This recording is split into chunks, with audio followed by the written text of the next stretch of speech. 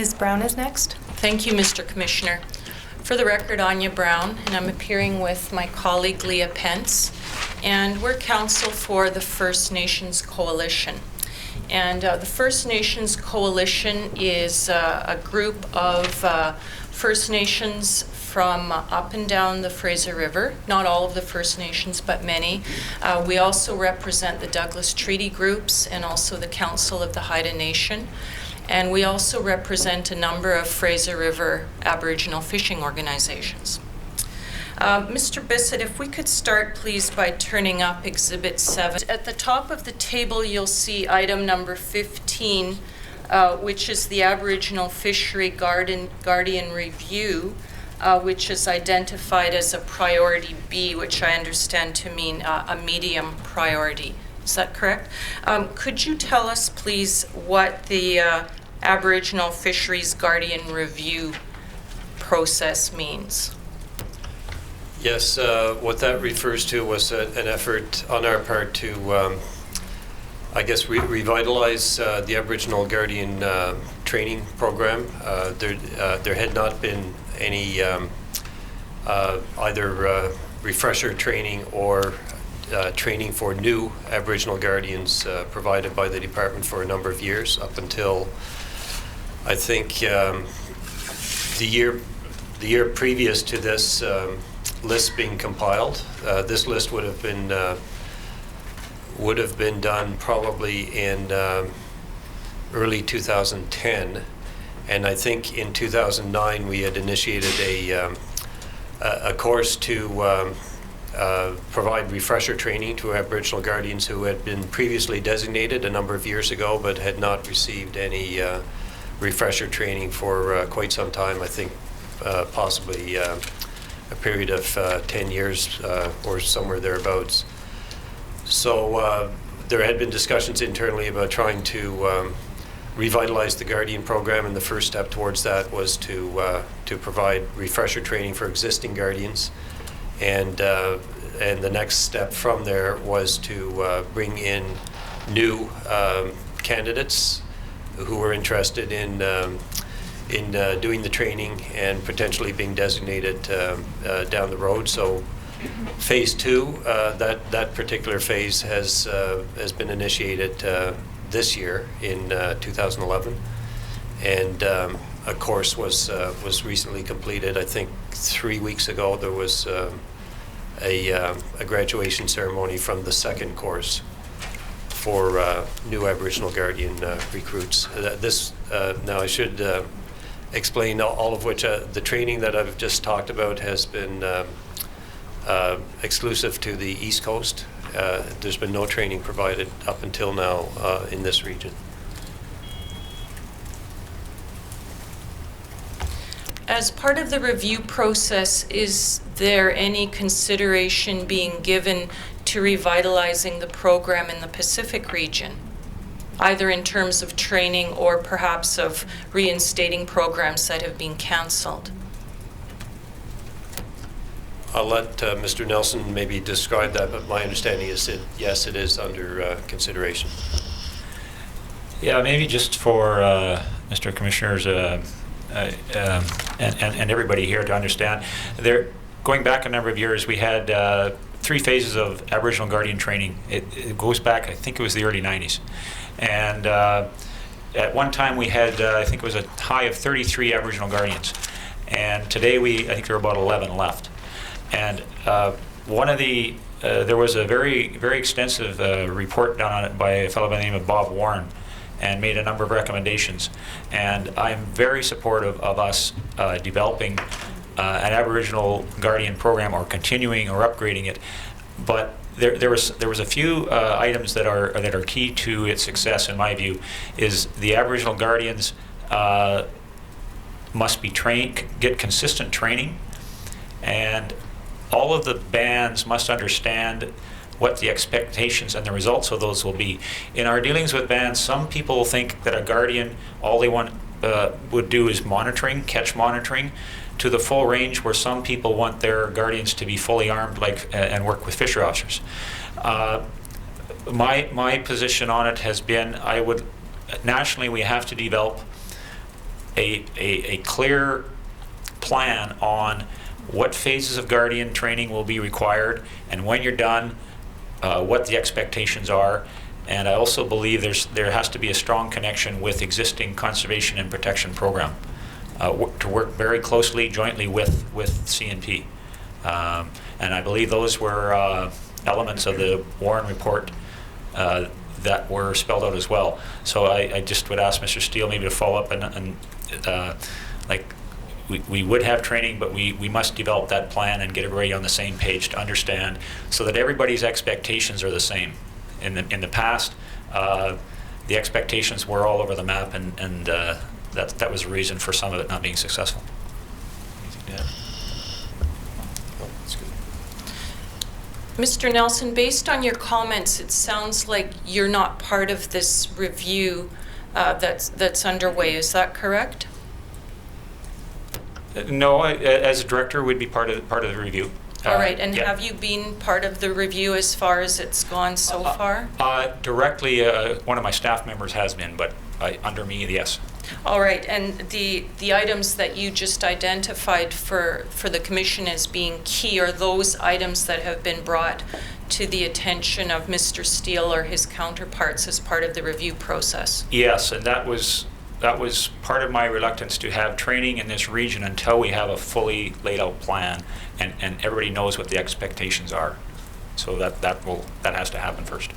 Now, you just said a moment ago that there used to be 33 Guardians and there are 11 left. Do you mean in your Pacific region? Yes, in this region.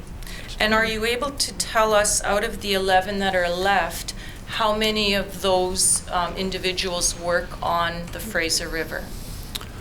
No, actually, I'm not. I know some work in Cowichan, some up in Hazelton. I honestly can't say how many are on the Fraser. I know some on the Fraser became permanent fishery officers, became DFO fishery officers. But I don't know. I can find out, but I don't know how many we have. There might not be any. Now, could you please advise the commissioner what habitat enforcement roles Aboriginal fisheries guardians have? In the work that they do, what aspect of their work relates to habitat enforcement? I'm not sure I quite understand, but they would obviously be eyes and ears and to report incidents to DFO officers. I don't know that any of them do actual investigations in habitat. And do they work independently of your CMP staff, or do they work in conjunction with them? I think it's both, in some, depending on where they are. And I'm advised that at times Aboriginal fisheries guardians may actually be involved in habitat monitoring habitat enforcement activities, including investigations. For example, they may be involved in taking samples of water or reporting incidents that they observe, the cat in the river example that you've given, for example. I can't honestly say for sure, but I would assume they've got the training.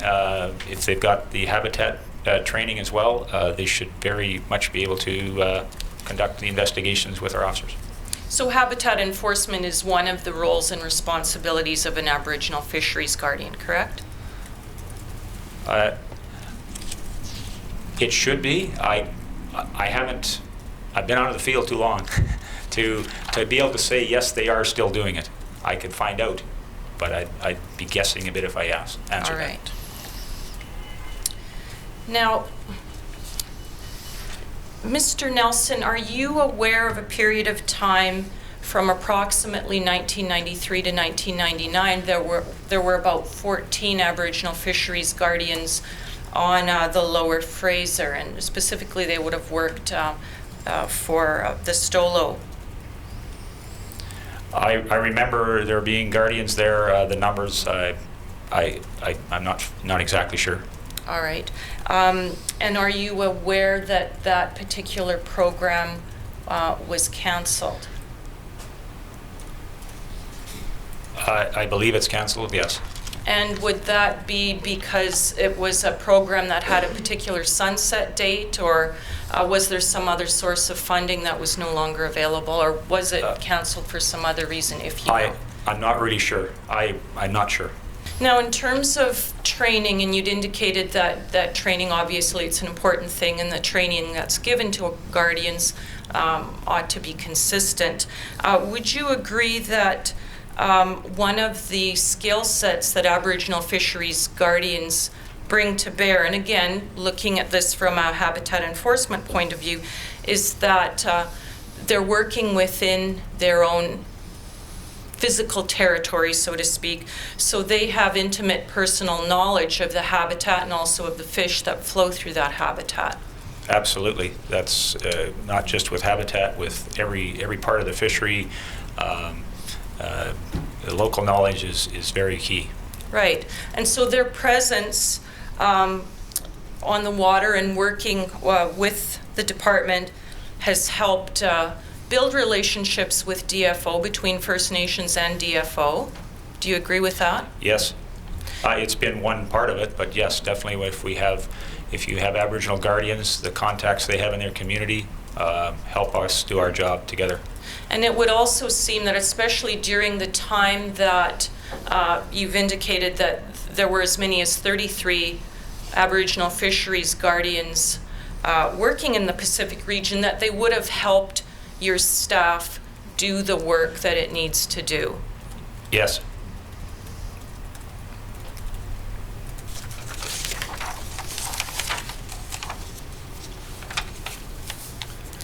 Now, I think this question is also directed to you, Mr. Nelson. We heard earlier this week how part of the work that HMP does is to monitor projects that might be subject to a particular regulatory tool, whether that is an operational statement or a letter of advice, that sort of thing. And what I'm asking is, how does habitat management work with CMP? Well, hopefully what is happening in the areas I'm most familiar with, it is working. Habitat staff at the chief level work together to develop, going back to our integrated risk management process that we run regionally, we invited Habitat staff to participate in that, and we had 1 or 2 people participate in that. Going down the next level to the area, like the lower Fraser River and the upper Fraser River, that's 2 areas. The area chief in those areas from Habitat and Conservation and Protection would get together and help develop work plans, and eventually down to the field level where they're working together. You'd spoken earlier about occurrences and how occurrences are sometimes brought to the attention of CMP staff by the public. Are occurrences also brought to CMP's attention by the HMP unit? Yes. And how often does that happen? I don't know the numbers, but we could probably find that out. And is that in the regular course of events? If you have a monitoring staff person out in the field and he or she comes across something that causes them concern, do they then contact someone within CMP? It depends on what it is they encounter. If it's something that has already happened and there's nobody around, they might just go back and report it to CMP and ask them to follow up. If it's something active right in front of them, they might call CMP at the time. So it depends on the size of the event and the state of it. Is it just starting or is it over? All right. We've heard evidence this week about the separation of the various programs within the department. For example, we heard Ms. Bombardier speak about how she deals with enforcement and that there's a separate ADM for environmental protection. And we also heard earlier this week from representatives from DFO's Habitat Management Group and also from the Habitat Management Unit, and then we heard from you at CMP. And there seems to be a very clear separation from what happens at the front end and the referral process of habitat work and the back end where enforcement comes into play. And do you agree that there's a benefit of having those that are working at the front end, and by that I mean those that are dealing with authorizations and letters of advice, that sort of thing? Is there a benefit with having those people working more closely with those of you at the enforcement side of things with respect to habitat? Certainly, they have to be working together, and particularly under the new protocol, it's directing it to happen. So fishery officers alone, if they encounter something, can start initial action on it, but they will need to rely on habitat expertise to proceed much further, and vice versa. And how much ongoing communication is there between monitoring and CMP? I'm hoping a lot, but I'm far removed from the field level, and what I haven't heard is complaints that they aren't working together, with some exceptions. In some areas, the relationship is much better than others. And you try and direct it and encourage it where it needs it, and recognize those that are working together. You want it to happen. So from my position, that's what I try and make happen. Right. And we know that there are protocols in place that set out the working relationship between CMP and monitoring and the various roles and responsibilities. I'm wondering if you have any suggestions or recommendations that would help improve the interrelationship between those two very critical parts of DFO and the work that it does on the ground. Well, the biggest thing that I have on my plate, as I mentioned, is the new protocol, national protocol. Is I have to work with my counterpart to determine how we're going to address some of the issues that are in there. Like who's the lead responder, for example. It doesn't really identify in there who's supposed to go out first.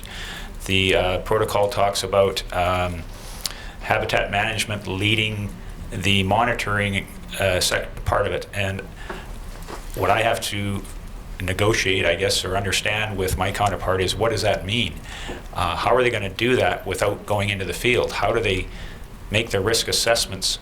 You can make some risk assessment based on the document received, but until you actually go out and look at it, how do you make that risk assessment? So there's a whole lot of things that I have to work out before I can expect the staff to be very clear on.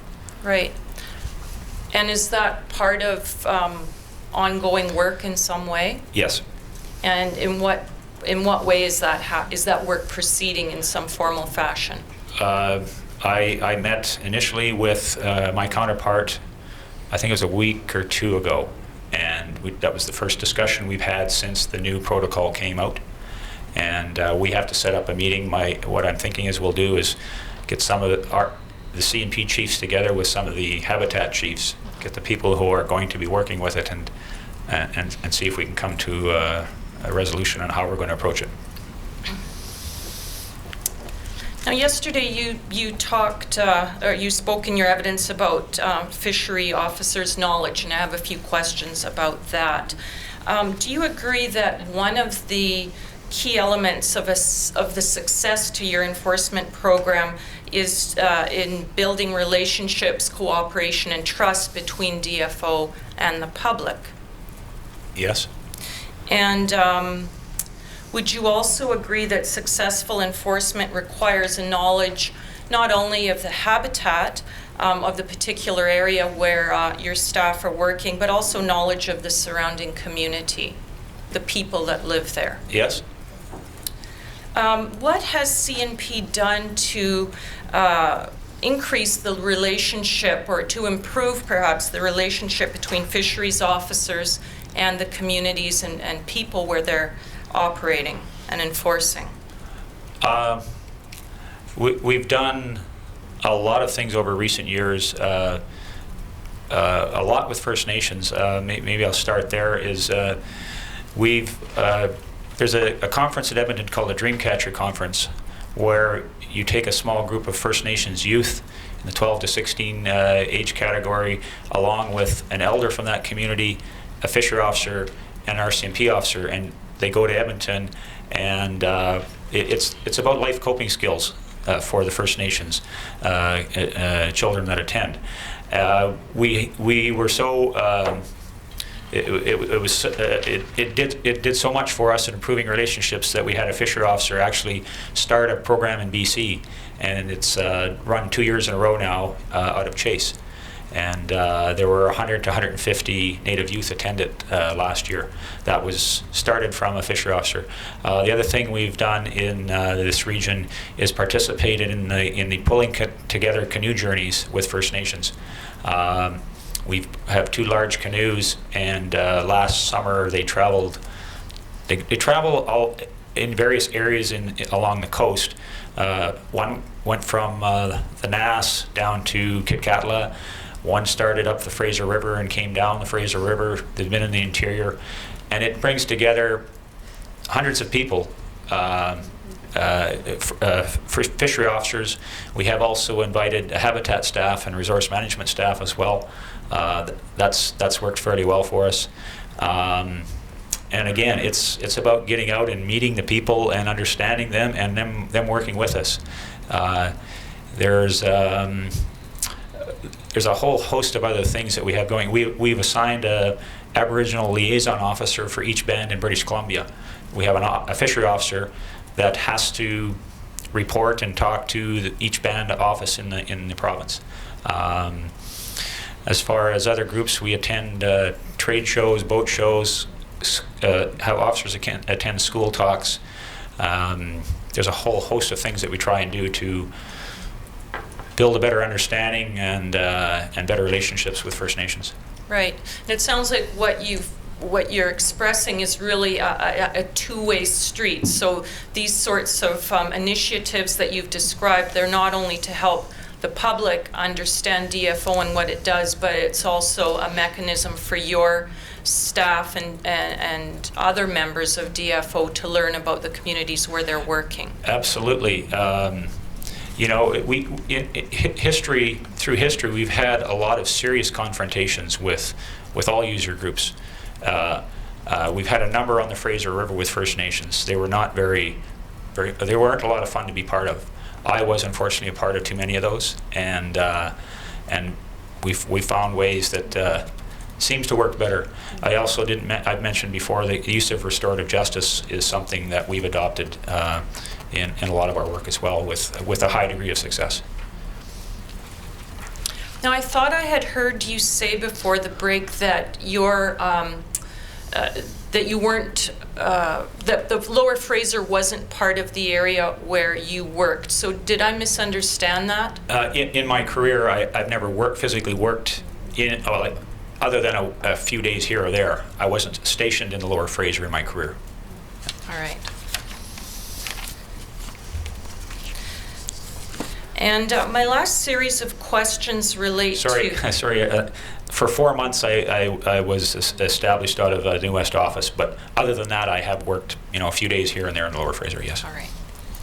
My last series of questions relate to pig fee, and you had given some evidence yesterday with respect to that program. So, Mr. Bissett, could you bring up, please, Exhibit 270? You could go, please, to page 6.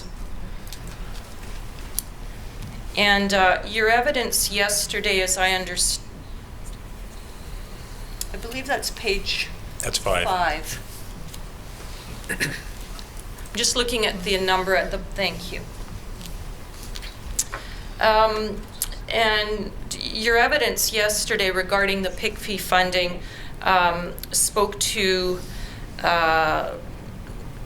how that money has been used and how it may continue to be used if pig fee doesn't sunset. And I'm advised, and we've also heard from previous testimony in this inquiry, that pig fee was intended primarily to support First Nations participation in the fishery. Is that correct? That was my understanding of the program, yes. All right. And looking at page 6, under details, 4 key elements of PIC fee are identified there, and we can see them and we can read them. And under number 3, we see that greater enforcement is identified as number 3. And I'm wondering if you're able to, if you can tell the Commission how much of PIC fees $175 million is going towards a greater enforcement effort. There's sort of 2 parts of the PIC fee funding that comes to the conservation and protection. There was the former Williams money, which was in the range of 1.2 to 1.6 million. I don't have the number exactly at hand. And then through the PIC fee initiative, we got some additional funding to hire four positions to start our intelligence and investigation unit.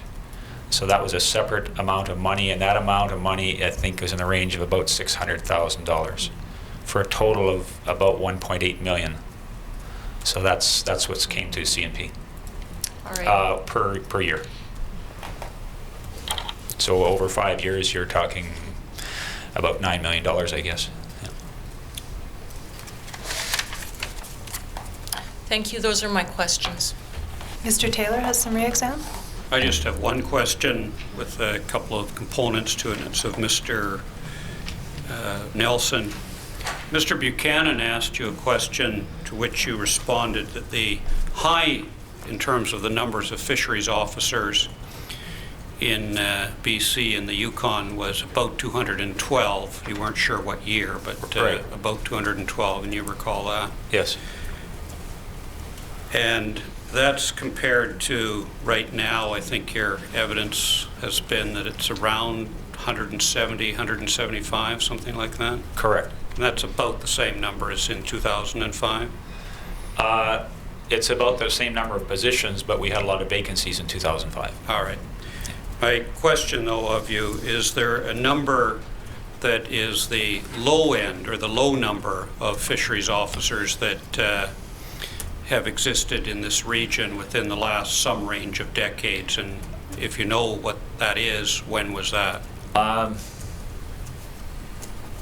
I think it was around 150, but I'd have to check to be sure. About 150. But in that range? Yes. And do you know when? I think it would have been around 2005 or 6. All right. Thank you. Mr. Commissioner, that concludes the evidence for this hearing topic.